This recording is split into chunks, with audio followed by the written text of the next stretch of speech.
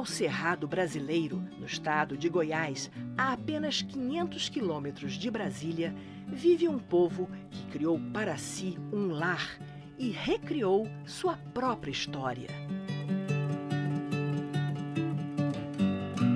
De um lado, serras íngremes, do outro, o rio Paranã, afluente do Tocantins. Resguardada por essas barreiras naturais, nasceu a mais extensa região quilombola demarcada no Brasil.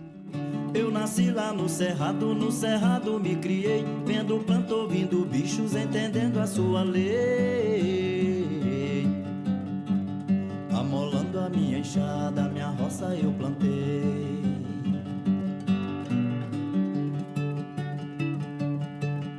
O território Calunga reúne 4 principais comunidades e outras pequenas localidades espalhadas por 3 municípios: Cavalcante, Monte Alegre e Teresina de Goiás.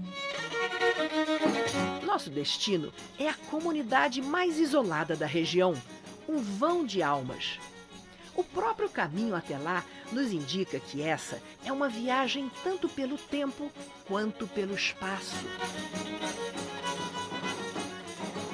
Para entrar em contato com o vão de almas, é necessário abandonar toda a noção sobre o ritmo acelerado do século XXI.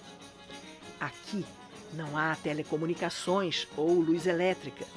Os trajetos se fazem em lombo de mula ou a pé, por trilhas e pela água do rio.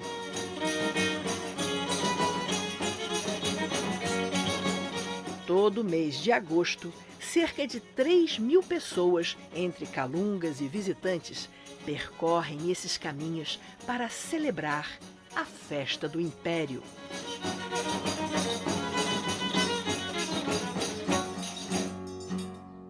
Então, a gente está num local chamado Capela do Vão de Almas. A comunidade Vão de Almas, as pessoas não moram perto uma da outra.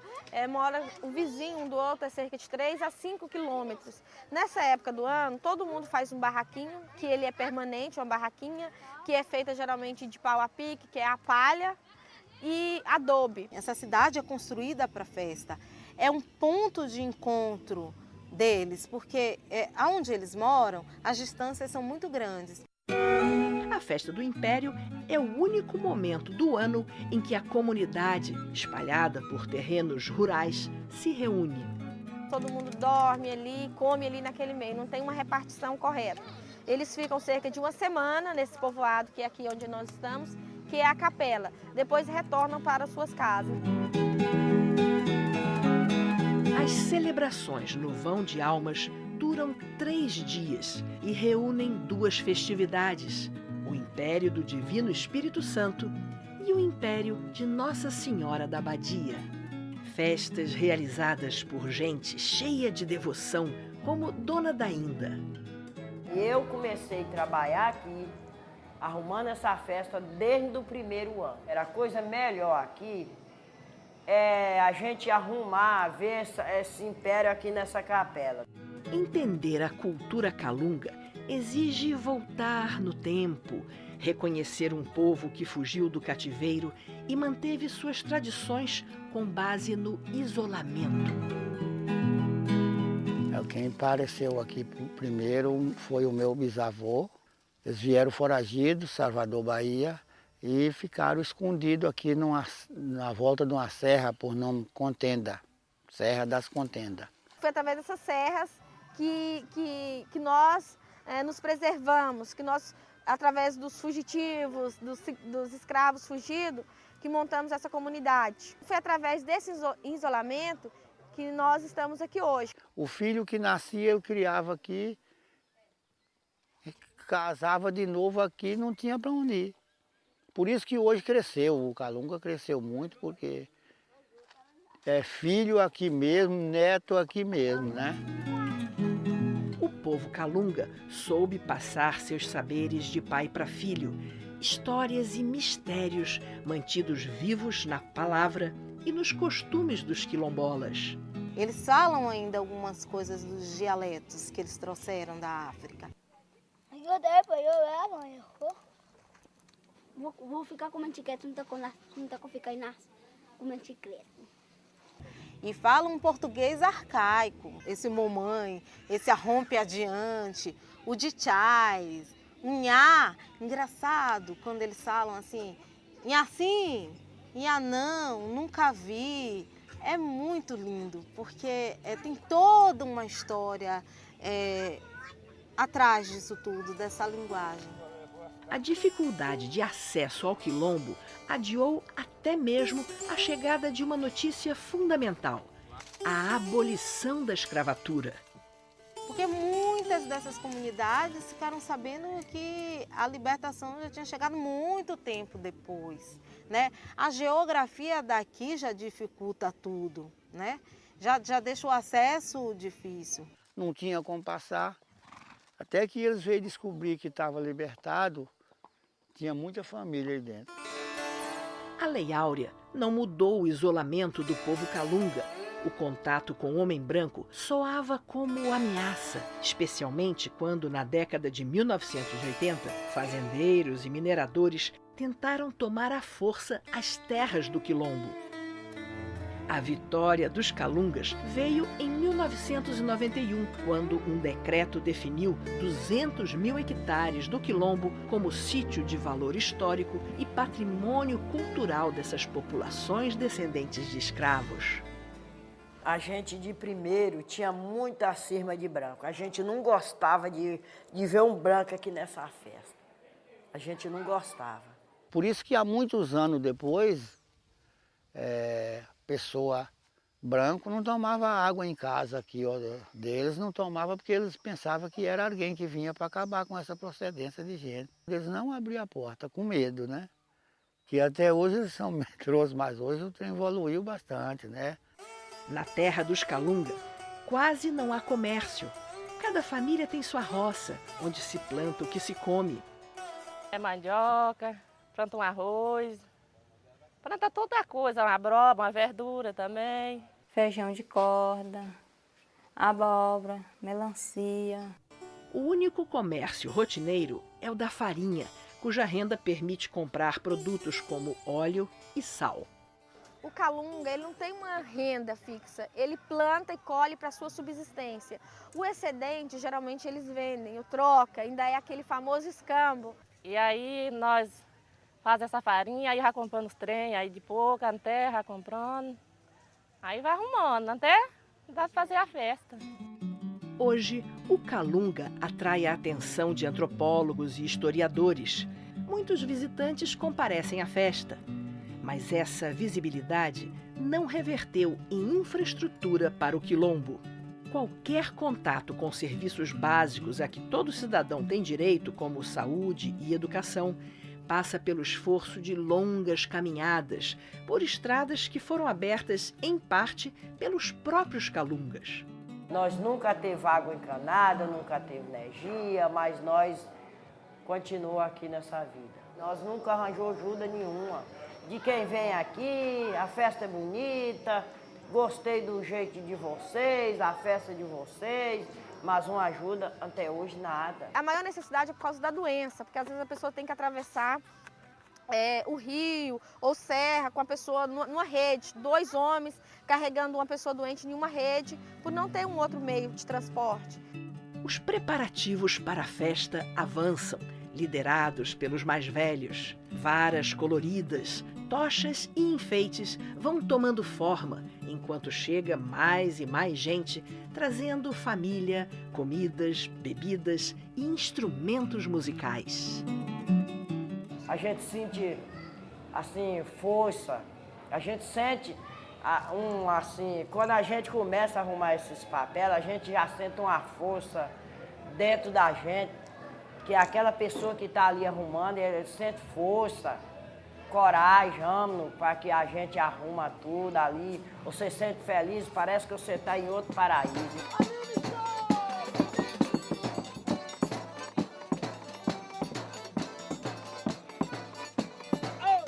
É na festa do Império que os laços sociais dos calungas são reforçados, que os casais se conhecem, namoram e no ano seguinte têm filhos. Aproveitando que toda a comunidade está reunida, um padre visita a região para realizar de uma só vez os batizados e os casamentos.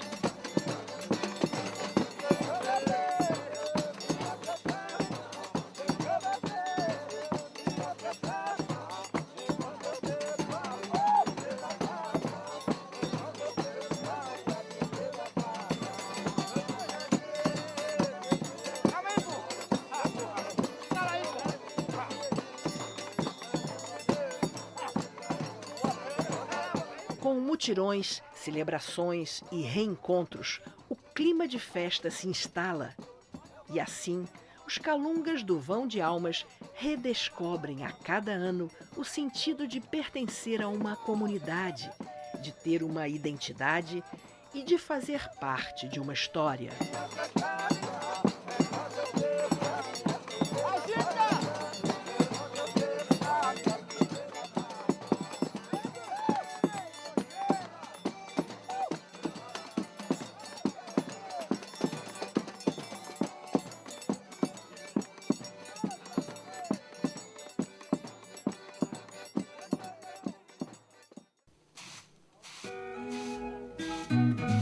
O modo de vida calunga está repleto de saberes ancestrais. O plantio da roça, a pesca e a lida com o gado. Tudo isso mantendo uma característica das comunidades tradicionais, o cuidado com o meio ambiente. Acredita-se que 90% do território calunga tem os ecossistemas preservados. No Vão de Almas, essa ciência é transmitida no dia a dia do quilombo e durante o grande encontro para a festa do Império. Segura a vela, imperador!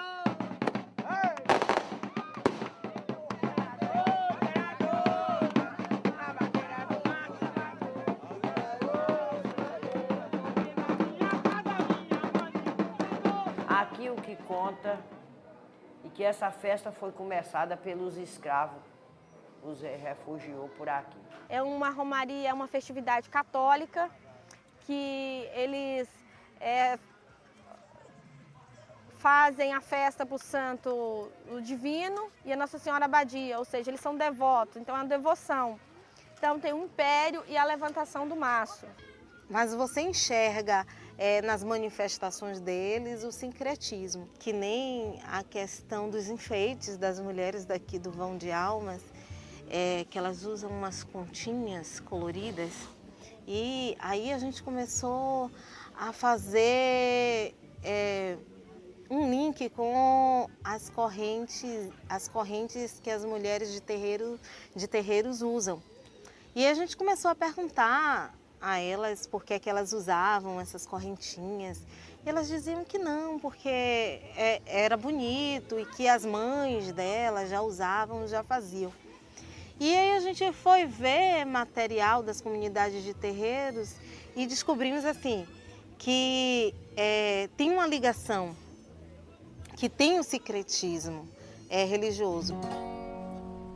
O cortejo do Império do Divino está pronto para sair. Os personagens principais dessa festa são inspirados na realeza dos tempos do Brasil Império. A pessoa que é um imperador, que é um homem, que a família dele toda participa, as mulheres fazem os bolos. Então ele tem a casa dele, o rancho, ele ornamenta esse rancho, coloca uma mesa com essas comidas, comes e bebes, que é o tradicional que a gente fala aqui. E ele vem, pega a coroa numa determinada casa onde é feita a ornamentação, vai para a casa dele em um dos dias à tarde, se apronta, coloca uma roupa de imperador, coloca uma coroa e faz um cortejo até a igreja. Destaques no cortejo, o alferes da adaga e o alferes da bandeira saúdam o imperador e sua corte.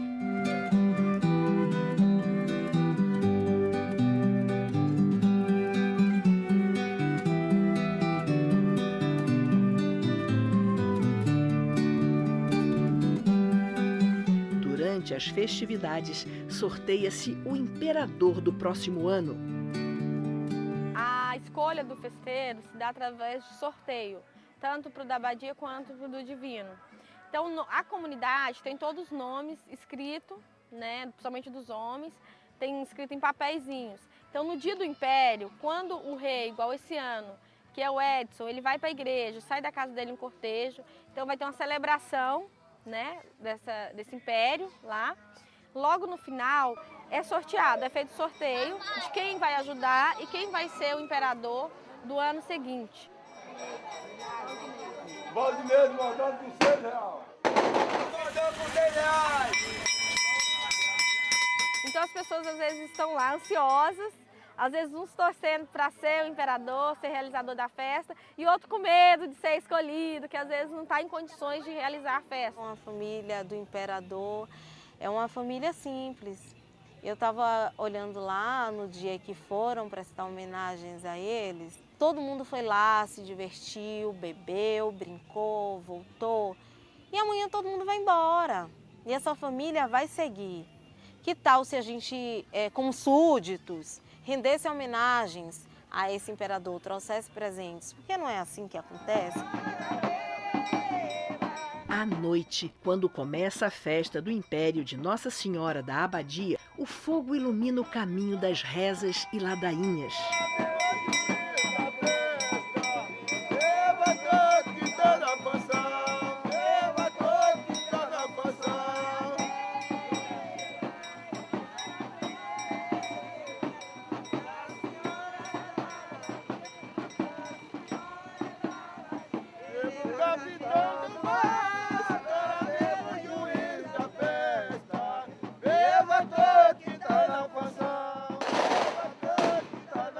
Além disso, tem uma bandeira que simboliza esse santo, que vai para a porta da igreja, que é levantado do maço bem alto. Roda aqui pra lá, responde lá pra cá, vem a rodada inteira e o povo que aqui está. Segura a vela, imperador!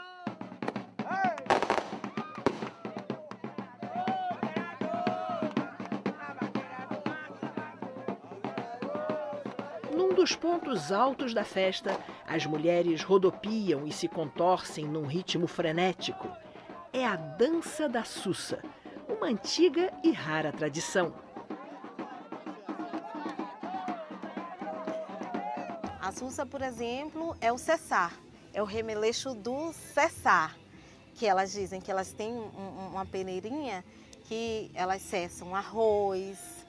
Então, o remeleixo, o rodado, é todo do cessar, do Sussa cessar. Quando o dia amanhecia, chegava muita gente aqui de frente à igreja para fazer uma Sussa.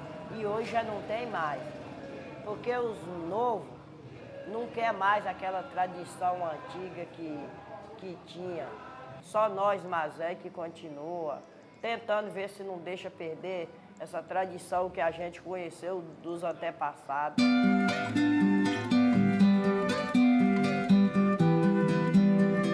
O segundo dia de festa traz uma nova santa e um novo ritual, o Império de Nossa Senhora da Abadia.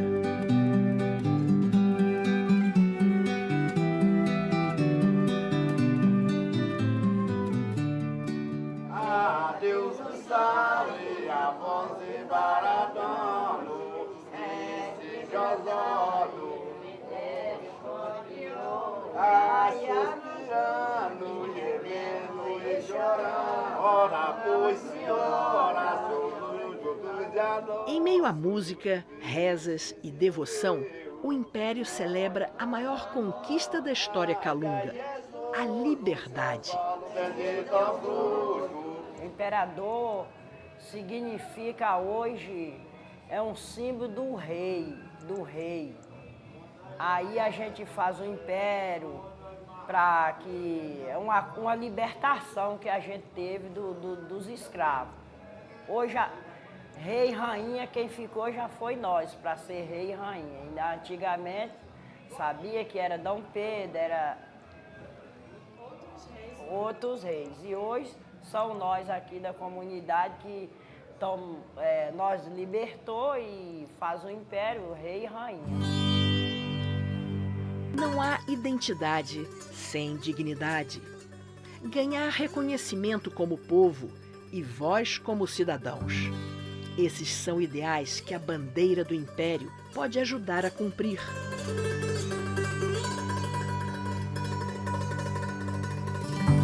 Arruma a bandeira, a coroa, e são coisas que nós não joga por aí para um passar, a gente tem muito respeito.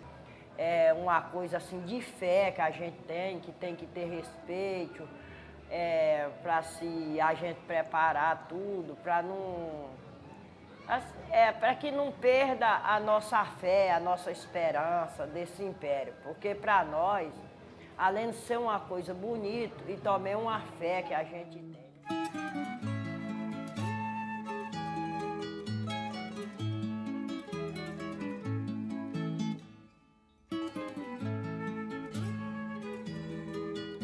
Cada vez mais em contato com o mundo exterior, o Calunga hoje oscila entre a manutenção da tradição e a busca do desenvolvimento.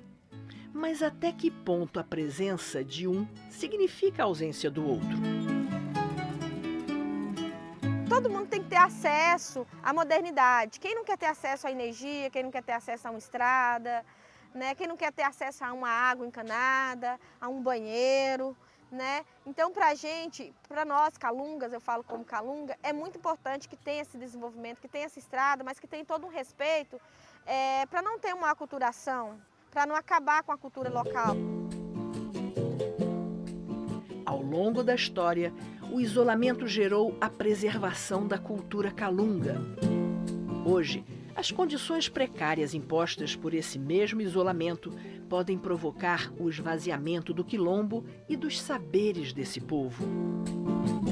Se tiver colégio bom aqui para as crianças não sair, o calunga cresce. Cresce o calunga, porque a gente tem vontade de ter a família toda unida, né? Reunida e unida. Eles vão ter acesso a essa educação, eles vão poder escolher a sua profissão e vão poder se qualificar e não deixando suas raízes, não deixando sua cultura de lado. Eles precisam encontrar sentido para isso, né? E se a gente não fizer esse resgate logo, a gente vai perder, sim. Porque as coisas só perpetuam quando tem um sentido para a gente. Afinal, para perpetuar um modo de vida, é preciso, antes de tudo, cuidar da vida em si.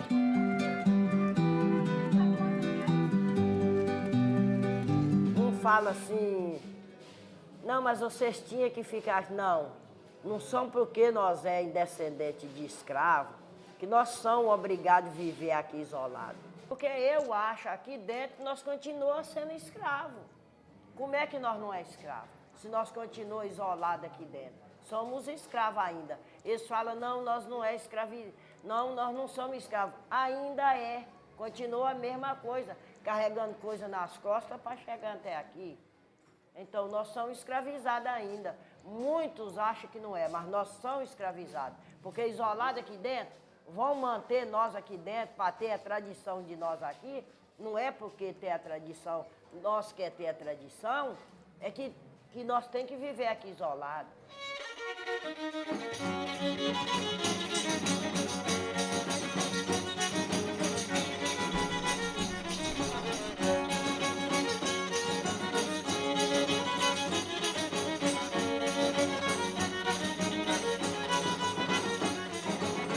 Revezando-se no papel da realeza, que a comunidade do Vão de Almas experimenta ano a ano a sensação de ser soberana do próprio destino.